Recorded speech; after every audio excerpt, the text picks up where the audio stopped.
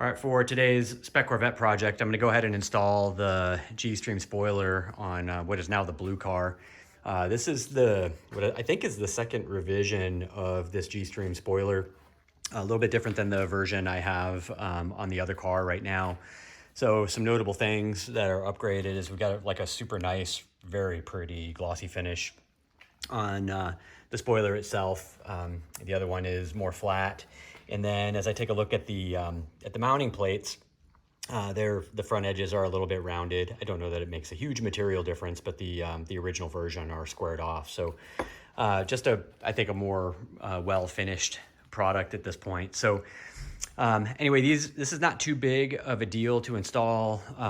It comes with instructions that are pretty thorough about how to go to put it together, but for those of you that are kind of like me and prefer the use of videos for instructions, I'll go ahead and record the steps along the way, show you how this thing comes out. All right, checking back in quickly. I just have these mounts laid in place.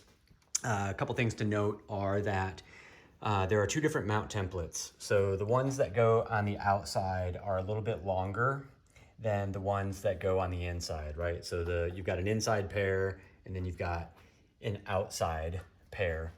The other thing to note on these is that on each one of these, there's a long edge and a short edge. So the long edge goes along the spoiler itself. The short edge will go up against the car itself. And then the last thing to note is that there are two different screws. It's a little hard to see here, but one is longer than the other, right? So this short screw, it's kind of obvious when you think about it, will go into the shortest part of this guy, which is the upper part of the spoiler, once you get it mounted, or the most rearward. And then the longer screw is going to go into the front part of it. Kind of obvious when you look at it because there's just a little bit more room on that leading edge. So anyway, I'm going to go ahead and get these mounted up. I'm just going to tighten them enough that I've got enough friction to keep them from sliding around. But if I need to make an adjustment by hand, I can still slide them to make an adjustment to get it to fit appropriately on the car. So first step here will be to get these screws in to hold those mounts on the spoiler. So I'll go ahead and get that done now. All right, pausing for a quick note. As I've been installing the mounts onto the spoiler, what I found is that these little slots that you pass the screws through are just a bit on the tight side. Not bad, but just enough that you can't really pass the screw in with your hand. You actually need to kind of thread it through. So initially I started installing these by threading them through with just a little hand tool. And they were going through okay, but they would come out a little cockeyed. So the first one would go into the mount pretty easily. The second one would have a tendency to want to cross thread. So I would have to straighten this guy back out and then very carefully tighten it in. Definitely if you're going that route, use a hand tool so you're not putting on too much torque. You don't want to cross thread if you can help it. However, once I got them on and I was trying to adjust the mount, forward to back in order to get it to line up properly with the top of the spoiler, I was having a really hard time getting it to slide, even with a little bit of persuasion from a rubber mallet. So what I ended up doing is pulling out some of my rat tail files. I happen to have this kind of tiny flat-sided one, and then of course the rat tail itself. And I just used them to open up these holes slightly so that I can pass the screw down in and slide it back and forth. So not a ton, just a little bit so that I can move this thing up and down so that when I do actually install it on the bumper, I'm not fighting with it. So anyway, I just wanted to pause to make that note in case you run into the same thing. I didn't want to use a drill because it felt like that was just a little too aggressive. These files seem to be the appropriate tool for the job.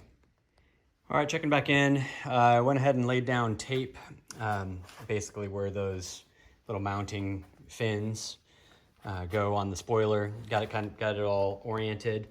Instructions say that you should be sitting about somewhere between 1/2 inch and 3/4 of an inch back from the front edge of the bumper.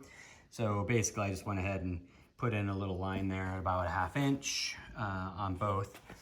And then basically you lay down the spoiler and then trace out the mounting fin on each of the two center mounts. And then we go ahead and take this little template. The template's got a X in the front of it. I don't know if I'm going to be able to see it. I guess you can kind of see the indent, but basically lay this guy down, center it up inside of what you traced, and then the template has a little marking for the holes. So calls for 17/64 bit. I didn't happen to have one of those, so I used a 1/4, which is a 16/64, and just kind of wiggle it around a little bit. So that got it close enough. Those guys go ahead and fit in. So now what I'm going to go ahead and do is take my mounting plates that go on the back and get those guys installed. So the trick here, there are two different sizes. The short ones are the ones that go here in the center, and the little notches go up front. So I'm going to go ahead and get those in, and then I guess once I get this thing kind of installed and mounted, then I can go ahead and take care of the outside mounting points. All right, checking back in. I've got my spoiler in place. The two center mounts are just, finger tight, holding the thing down. One thing to note is that the 1/4-inch holes that I drilled, while they were big enough for the screws, they didn't leave enough play for me to really get them aligned easily without the risk of cross threading. So I did end up having to enlarge those holes a little bit. Once I did that, the screws went in no problem. But you do have to be careful because these are aluminum mounts that you're screwing into, so the threads are just soft. Anyway, so with these in, the reason you want to do the centers before you do the outsides is because if we get down here and we look closely, you'll see that there's a little bit of a gap here. And the reason is because the bumper has a little bit of a curve to it. And so the instructions basically say that you're supposed to use a straight edge on this thing while you go ahead and then push down so that you can make your markings. So I tried this a couple of different ways. First off, this back edge here wants to catch. So if I loosen it up a little bit and then push down, I kind of find home, and you can see I've already, let's see here. I've made my markings already. There you go. So you can kind of see where it's going to land. And then I went ahead and did it also with the straight edge, just kind of putting the straight edge along the back side of it while I push down to make sure that I don't introduce a curve to it. And regardless of whether or not I use the straight edge or I just went ahead and pushed down, I was finding the exact same spot. So I don't know how big of a deal it is, but I did end up following the directions and using both. So anyway, I've got that marked now on my tape. So I'm gonna go ahead and remove the spoiler, get my holes drilled on both sides, and then go ahead and get this thing mounted up permanently. All right, while she's on, everything on the passenger side went on pretty easy. The only one that fought me was actually over here. The screw just kept wanting to cross thread. All I ended up doing was basically pulling out these two screws that hold it on. I completely detached this mount, went ahead and threaded it to the car, and then reattached it back here with everything loose before I tightened it down.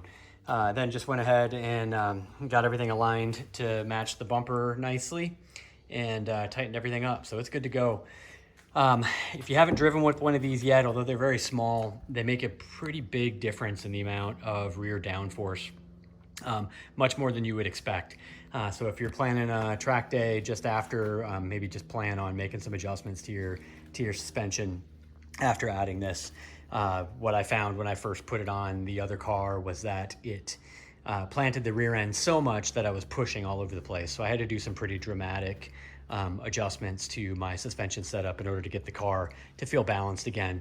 Of course, now that the other car is balanced again, it's going faster than it's ever gone, and the car is much more stable. So it's a pretty substantial upgrade and a beautiful piece for sure. So we get a look at that beautiful carbon fiber there.